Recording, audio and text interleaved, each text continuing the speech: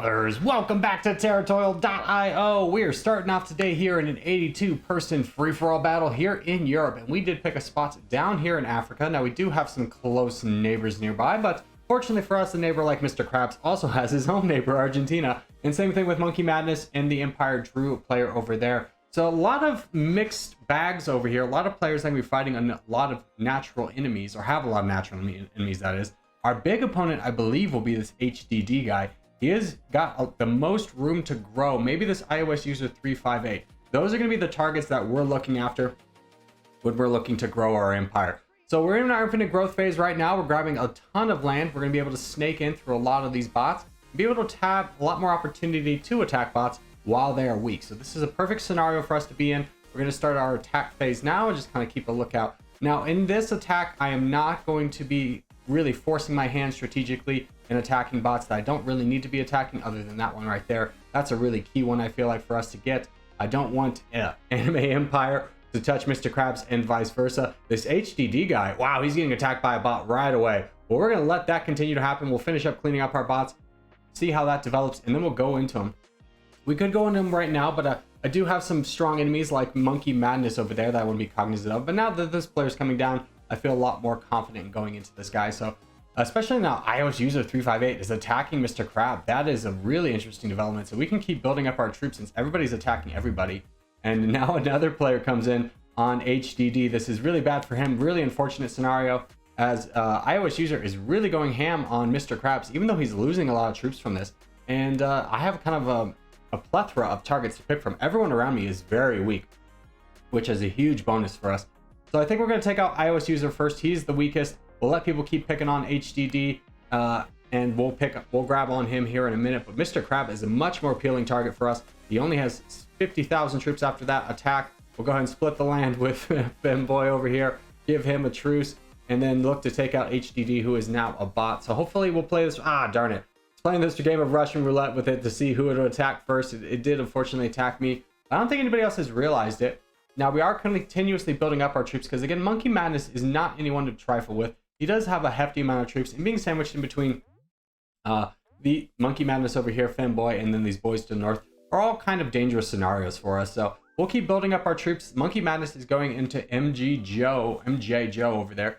So that's really good for us. What I ideally like to do is kick off these two boys from the north, and then maybe work my way over to Monkey Madness, just because I don't believe Femboy is going to want to attack me with a strong neighbor on his side. But for right now, we will continue to keep building up, utilizing our strength, and getting preparing ourselves for the right time to strike.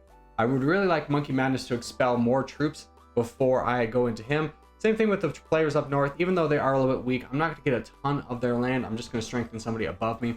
So there's no real rush on that. I'd much rather wait till full interest, till we get to red interest, and then start looking for an attack. But Monkey Madness, I feel like, is going to be the biggest threat we have here. So I'm going to go ahead and start attacking him now.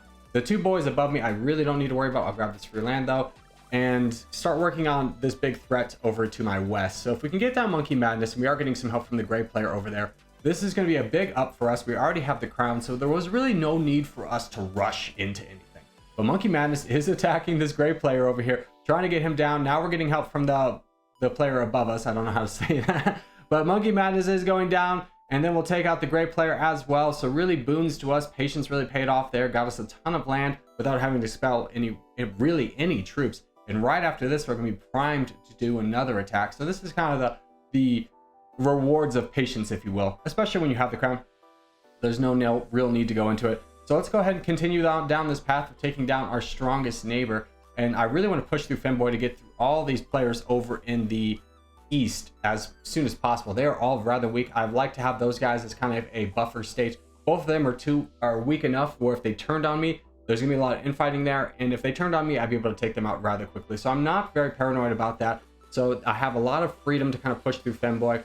I don't believe that barcode above is really gonna have the strength to push through our northern neighbor as well. They have pretty similar troops, so we have free reign to start pushing through some of these players over here. And we'll go straight into Tatio over here as well as soon as we touch borders with him. He is a little bit on the weak side. We're at red interest. Now is the time to strike, and strike we will. So we'll go ahead and start the attack in on him, just kind of knocking him down, and then just keep pushing. I think I'll try and stop at colorblind. I think that is my marker over there to kind of slow things down, but we are at 1% interest. These guys over here are being very peaceful. They're all kind of stuck in the same situation where if one of them attacks, they're all probably going to go down. As Tatio does become a bot.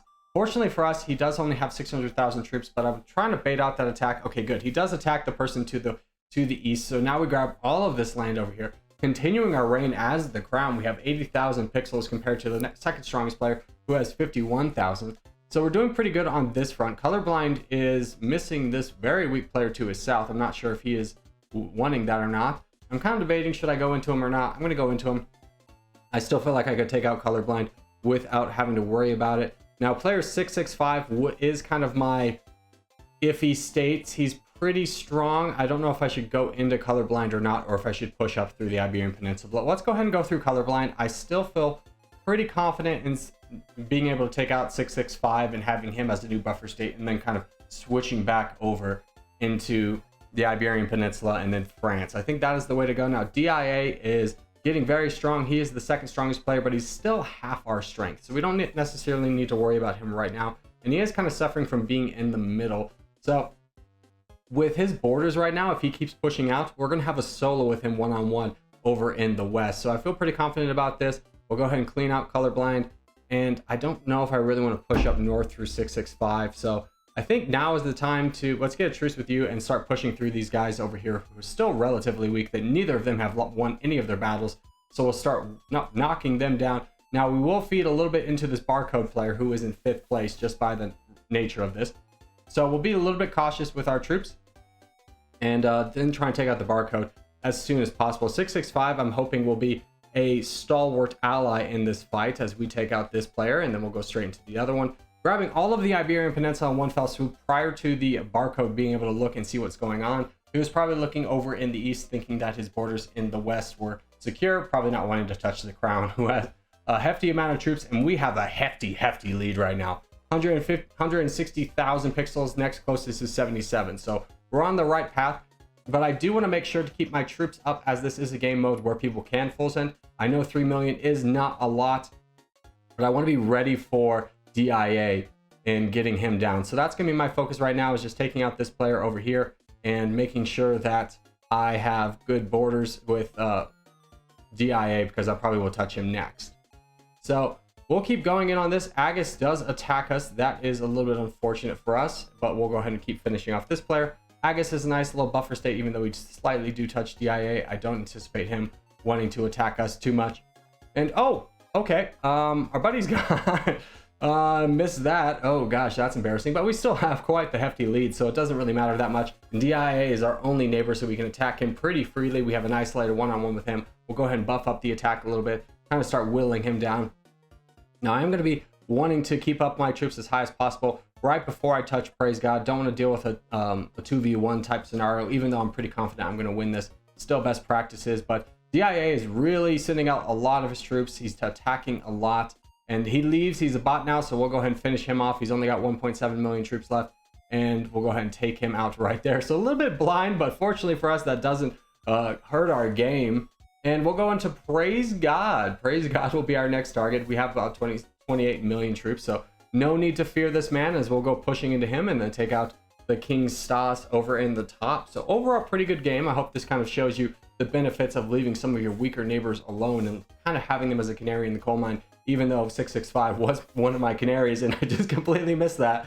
So let's continue to take out Praise God over here, keep wrapping him up right now, and then continuously work our way over into Stas King. So quickly grabbing the rest of this Praise God, and then Stas King did want the second place, so he gets second place. We'll go ahead and start taking him out now. We've got 53 million, so we'll quickly start to wrap things up here. And as we wrap things up here, I just want to say thank you guys so much for watching, especially if you've made it this far in the video. If you haven't made it this far in the video, hey, give it a thumbs up, really helps out a lot. If you're new around here, subscribe for more. I put videos every day, but boys, I will see you in the next one.